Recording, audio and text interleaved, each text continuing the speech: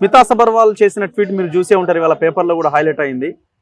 ఎవరైతే దివ్యాంగులు ఉన్నారో, అంగవైకల్యంతో బాధపడుతున్న వాళ్ళు ఎవరైతే ఉన్నారో వాళ్ళు ఐఏఎస్లకు వాళ్ళకి ఎందుకు ఆ స్థానంలో రిజర్వేషన్ కల్పించాలి, తీసేయాలి అన్నది ఆమె అభిప్రాయంగా కనబడుతున్నది. ఆమెకు చెప్పవలసింది అవినీతి పరులు ఎవ్వరు ఐఏఎస్ రావడానికి వీలు లేదు. ఐఏఎస్ ఆమె నైతిక వైకల్యం, ఆమెది నైతిక దివ్యాంగురాలు, ఆమె మామూలు దివ్యాంగురాలు కాదు. ఆమె స్మితా సబ్బల్వాల్ అంటున్నారు ఆమెను. అంటే సబ్బల్ అంటే గడపర తీసుకుని కన్నాలు వేస్తుంటారు. కన్నాలు వేసేటోళ్ళు కదా, పైసలు లోపల ఎక్కడెక్కడ ఉన్నాయి కన్నాలు వేస్తారు. సబ్బల్వాల్ ఆమె నైతిక దివ్యాంగురాలు, ఆమె తప్పు చేస్తున్నది. ఆమె అనే హక్కు నీకు లేదు. రాజ్యాంగాన్ని ఉల్లంఘించింది ఆమె. ముఖ్యమంత్రికి ఏమన్నా సోయి ఉంటే, ఓష్ ఉంటే, మెదడు ఉంటే, ఆత్మ ఉంటే, గుండె ఉంటే ఆమెను తీసి బయటపడేయాలి. ఎందుకంటే ఆమె చేసిన దొంగ పనులు. మాటికి హెలికాప్టర్, నువ్వు దివ్యాంగురాలి, వాళ్ళ హెలికాప్టర్ వేసుకొని పోతాను. కాళేశ్వరం కూడా హెలికాప్టర్, నీకేం సంబంధం కాళేశ్వరం తోటి? మాట్లాడితే హెలికాప్టర్ వేసుకొని పోయింది. దివ్యాంగులు వేసుకొని పోవాలి, నువ్వెవరివి? అందుకని ఏంటంటే నువ్వు స్మిత అంటే నవ్వు, జనమంతరి నువ్వు చూసి చీచి అని నవ్వుకుంటున్నారు. దివ్యాంగులది అస్మిత అంటే ఆత్మగౌరవం. దివ్యాంగుల ఆత్మగౌరవం లేచి నిల్చున్నది, దివ్యాంగుల అస్మిత లేచి నిల్చున్నది. నీ భర్తం పడతారు. నువ్వు గనక పక్కన పెట్టకపోతే, కేసీఆర్ పక్కన పెట్టలేదు. కేసీఆర్ తోడు కలిసి ఎన్ని దొంగ పనులు చేసింది. అన్ని దొంగ పనులు, ఒక దొంగ పని కాదు, అనేక దొంగ పనులన్నింటికి ఆమెనే. మాట్లాడితే రోజు ఒక హెలికాప్టరా ఎట్లా వేసుకొని పోతుంది? ఆమె మీద department of personal and training వాళ్ళకు కంప్లైంట్ కూడా ఇచ్చారు ఢిల్లీ వాళ్ళకు. ఢిల్లీ వాళ్ళు ఏం చేసినప్పుడు మాట్లాడలేదు, ఇప్పటి నోర ఇప్పలేదు. కేసీఆర్ చేసిన దొంగ పనులు అన్నిటికీ కారణం ఈమెనే తప్పుడు దారి పట్టించింది. ఇప్పుడు రేవంత్ రెడ్డి కూడా తప్పుదారి పట్టిస్తున్నట్టున్నది. అందుకని ఆ బలుపుతోటి, అహంభావంతో మాట్లాడింది చాలా తప్పది, రాజ్యాంగ విరుద్ధమైన పని. దివ్యాంగురాలు పుట్టుకతో వచ్చింది కదా వాళ్ళకు. మానసిక వైకల్యం కావచ్చు, శారీరక వైకల్యం కావచ్చు, అది పుట్టుకతో వచ్చింది. నువ్వు వాళ్ళు అనడానికి వీలు లేదు. చెవిటి, గుడ్డు అందరూ వాళ్ళే కదా. వాళ్ళు ఎటువంటి వాళ్ళు నీకు తెలుసా? ఈమెకి ఏమీ తెలియదు. బ్రెయిలీ ఏం చేసిండు? కళ్ళేవు కదా, బ్రెయిలీ లిప్ కనిపెట్టిండు. కనిపెట్టినావా నువ్వు?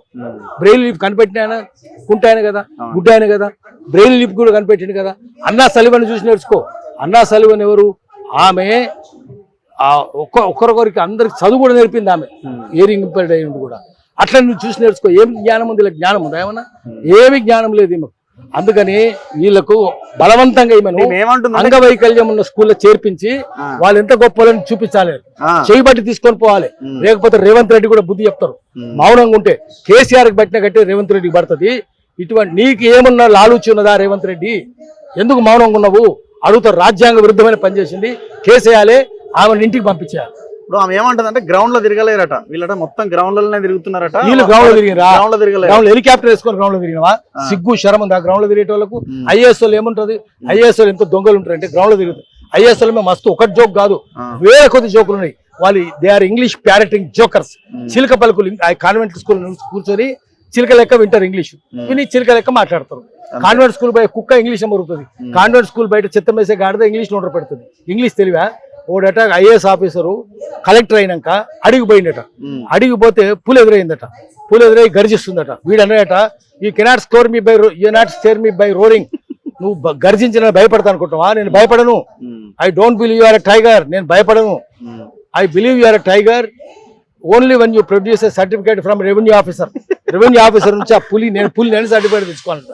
అటువంటి జోకర్లు కలెక్టర్లు పాతదే ఇదని. ఇటువంటి వందల కొద్ది జోకులు చెప్పండి చెప్తా ఐఏఎస్ల మీద.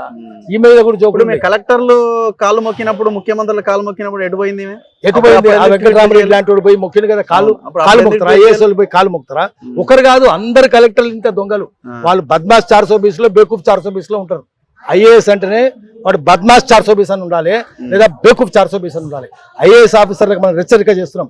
మీ సంఘాల నుంచి ఆమెను వెలివేయండి, తీసేయండి. మీరు ఆమెతో మౌనంగా ఉంటే కుమ్మక్కైనట్లు లెక్క, ఆమెను ఆమెతో ఏకీభవిస్తున్నట్లు లెక్క. ఆమెను తీసి పారేయండి సంఘం నుంచి.